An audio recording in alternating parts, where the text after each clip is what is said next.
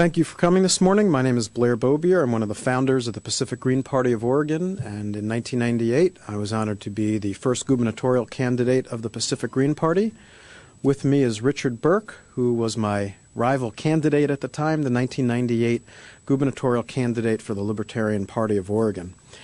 We are here today in a rather unique and unusual joint press conference between the Libertarian and Green parties to demonstrate our complete opposition to a top two election system. In the opinion of the Green Party and our thousands of members and the thousands more people who support our candidates, this is anti-democratic and un-American. If you can choose from 31 flavors of ice cream and hundreds of channels of digital television, why should we be limited to two candidates on Election Day? There are a number of problems with this top two system. Any benefits of it are purely speculative. The top two system would disenfranchise third parties and change the outcomes of elections. The top two system would put our election choices in the hands of a tiny segment of the electorate. I applaud the backers of this legislation for trying to improve our electoral process. Their intentions are good. This bill is terrible. There are much better ways to encourage voter participation, reduce partisanship, and ensure majority rule.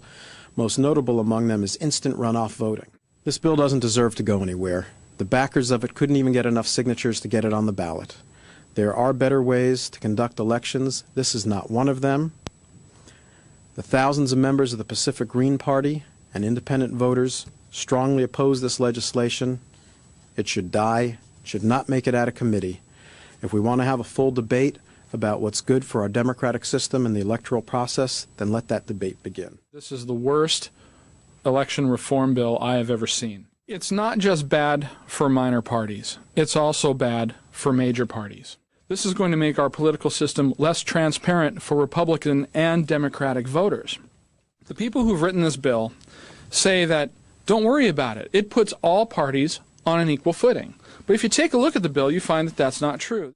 Yes, this gets rid of third parties in the general election, but it does much more than that. It corrupts the major party candidate selection process. It reduces options for voters. It will kill participation in the general election, especially in districts where both of the candidates making it out are from the same political party. This is a bad bill designed by what I believe are people who want to rig the game. But when you take a look at this, you see problems everywhere, intended consequences and unintended consequences, and we're going to fight very hard to defeat this bill and advocate for alternatives. The Green Party, I would say, is concerned about opening the system up and having choices. Choices is what democracy is about. Anything that limits choices is bad. This bill limits choices. It's bad. Minor parties, one of the best and most useful functions that they have served thus far in our democratic system is to raise issues and raise questions that do not get raised by major party candidates, and that will be gone if this bill passes. It's a terrible concept. It's unconstitutional. I applaud the effort to get more people involved and more people voting, and there are a number of other ways to do it. Rather than tweaking this bill, trying to make a bad bill good and putting lipstick on a pig, let's talk about ways to open up our system.